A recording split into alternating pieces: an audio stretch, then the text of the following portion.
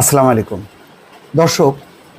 আজকেও কিন্তু ছাত্ররা একটি ষড়যন্ত্র, একটি চক্রান্ত ভণ্ডুল করে দিয়েছে। আজ সকালেই একটি জুডিশিয়ারি কু অর্থাৎ বিচার বিভাগের মাধ্যমে একটি অভ্যুত্থান সংগঠিত হবার পরিকল্পনা ছিল, বিভিন্ন সূত্র বলছে, এবং তার নানা রকম তথ্যপত্র কিন্তু সামনে চলে আসছে। কেন সজীব ওয়াজেদ জয় অবস্থান পরিবর্তন করলেন? কেন বললেন যে তার মা পদত্যাগ করেননি এবং তিনি হচ্ছেন বৈধ প্রধানমন্ত্রী? তার নেপথ্যে নানা কারণ আছে। অর্থাৎ একটি প্রচেষ্টা ছিল সামরিক বাহিনীর ভেতরে কিছু অফিসারকে তারা সংগঠিত করেছে। বিচার বিভাগের, যেহেতু আপিল বিভাগের বিচারপতিরা এবং প্রধান বিচারপতি স্বয়ং তারা শেখ হাসিনার নিয়োগকৃত, এবং তারা তাদের ছাত্র জীবনে একেবারে কর্মজীবনে প্রবেশের আগ পর্যন্ত ছাত্রলীগের সাথে যুক্ত। তারা একটা পরিকল্পনা করেছিল। সেই পরিকল্পনা দর্শক সামরিক বাহিনীর গোয়েন্দা বিভাগ সেটি ফাঁস করেছে, এবং সামরিক বাহিনীর তরফ থেকে সেটি ছাত্রদেরকে জানিয়ে দেওয়ার পর সেই অভ্যুত্থান ঘটার আগেই তারা শুধু হাইকোর্ট না, তারা বিচারপতিদের বাসভবনও ঘেরাও করতে শুরু করে।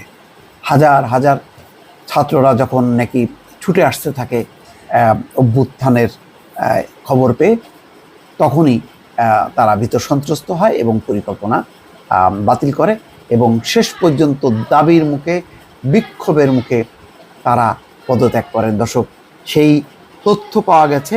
বিষয়টি এমন ছিল যে রয়টার্সকে জয় যখন বলছেন তার মা পদত্যাগ করেননি, এবং এটি ছিল একটা পরিকল্পিত ঘোষণা, যা শেষ পর্যন্ত ধরা পড়ে।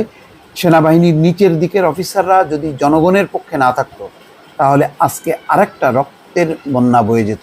দর্শক, আজকেও সেনাবাহিনীর ছোট অফিসাররা রক্তক্ষয়ী সংঘর্ষ থেকে ছাত্র জনতাকে বাঁচিয়েছে। দর্শক, এটি হলো খুবই গোপনীয় একটি রিপোর্ট, যেটি আপনাদের সামনে উপস্থাপন করছি। আজকে একটা কুয়ের প্ল্যান ছিল, জয় এবং আরাফাত ছিল তার নেপথ্যে, অর্থাৎ জুডিশিয়ারি কু। কিন্তু সঠিক সময় সেনাবাহিনীর গোয়েন্দারা ছাত্রদের কাছে সেই তথ্য ফাঁস করে দেয়। এই তথ্য জানার পর জুডিশিয়াল কু রুখে দেয় ছাত্ররা। জয়, আরাফাত আর তাদের গাইডদের গোপন প্ল্যান ছিল এইরকম। ডক্টর মোহাম্মদ ইউনূস যখন রংপুরে আবু সাইদের বাড়ি পরিদর্শন এবং কবর জিয়ারতের জন্য যাবেন, এবং তারপরে ওনার হেলিকপ্টার যখন আকাশে থাকবে, ঠিক সেই সময় হাইকোর্টের অ্যাপিলেট ডিভিশনের বিচারপতিরা ফুল কোর্ট বসিয়ে এই অন্তর্বর্তীকালীন সরকারকে অবৈধ ঘোষণা করবেন। অর্থাৎ ইউনূস রংপুরে অবস্থান করা, এবং যখন নাকি তিনি হেলিকপ্টার করে ঢাকায় আসবেন, সেই আকাশপথে অর্থাৎ ঢাকায় পৌঁছানোর আগেই অন্তর্বর্তীকালীন সরকার অবৈধ, এইরকম একটি ঘোষণা দিতে চেয়েছিল। প্রধান বিচারপতি ওবায়দুল হাসানের নেতৃত্বে ফুল কোর্ট বেঞ্চ অ্যাপিলেট ডিভিশন তারা এটি পরিকল্পনা করেছিল।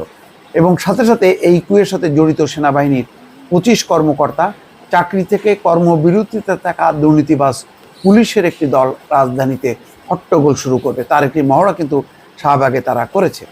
আর শেখ হাসিনা ভারত থেকে বাংলাদেশে চলে আসবেন, এবং সাথে সাথে আওয়ামী লীগের আত্মগোপনে থাকা নেতাকর্মীরা দলে দলে মাঠে চলে এসে হট্টগোল শুরু করবেন।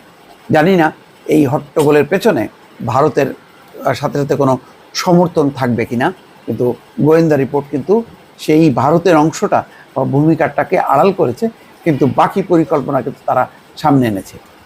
এই পরিকল্পনা বাস্তবায়নের জন্য প্রধান বিচারপতি সরকারের সাথে কোনো আলোচনা না করেই হঠাৎ 57 বিচারপতিকে জরুরি মিটিংয়ে ডাকেন। স্ক্রলে জরুরি মিটিং ডাকার সংবাদ দেখে দর্শকরাও কনফিউজড হন, কিন্তু আগের থেকে গোপন খবর পাওয়া ছাত্র জনতা সকাল 9টা বাজার আগেই চতুর্দিক থেকে ছুটে এসে হাইকোর্ট ঘেরাও করে। সেনাবাহিনীর সমর্থনে প্রধান বিচারপতি পিছু হতে বাধ্য হন এবং পালিয়ে থাকেন। মিটিং স্থগিত হয়ে যায়, ছাত্ররা বিচারপতির বাসা ঘেরাও করে। সেনাবাহিনী শৃঙ্খলার আবরণে সেখানে অবস্থান করছিল। পদত্যাগপত্র সরকারকে দেওয়া হয়েছে নিশ্চিত হয়ে ছাত্ররা হাইকোর্ট এবং বাসভবন ত্যাগ করে বেলা বা দুপুর 2টার পর। এই ঘটনার সাথে জড়িত আপিল বিভাগের আরও 5 জন বিচারপতিকে পদত্যাগ করতে হয়েছে এবং ইতিমধ্যে তারা পদত্যাগ করেছেন। সেনাবাহিনীর ডান্ডা আর পুলিশের ন্যায়সঙ্গত আন্ডা সব শয়তানকে করবে ঠান্ডা। এটা মজা করে একজন লিখেছে দর্শক।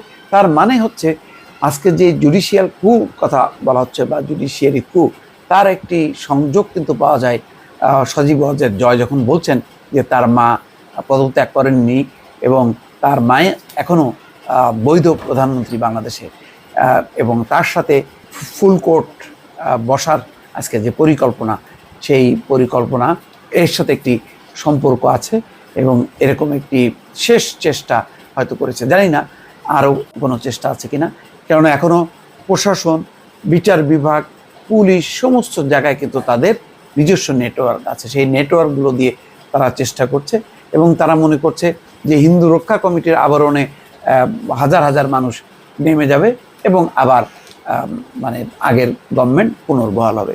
কিন্তু শেষ পর্যন্ত ছাত্ররা এখনও পর্যন্ত মাঠে ঘাটে ময়দানে যে অতন্দ্র প্রহরীর মতন সজাগ হয়ে আছে, ডাকা মাত্রই তারা হুড়মুড় করে এসে হাজির হচ্ছে। এটাই হচ্ছে শক্তি। এই শক্তি দিয়ে বাংলাদেশের যে দ্বিতীয় স্বাধীনতা, সেই স্বাধীনতা রক্ষা হচ্ছে এবং সেটি রক্ষা করে চলেছে এই তরুণ প্রজন্ম। আবারও তারা কিন্তু দ্বিতীয়বার তারা দেখিয়ে দিল। দর্শক ভালো থাকবেন। আল্লাহ।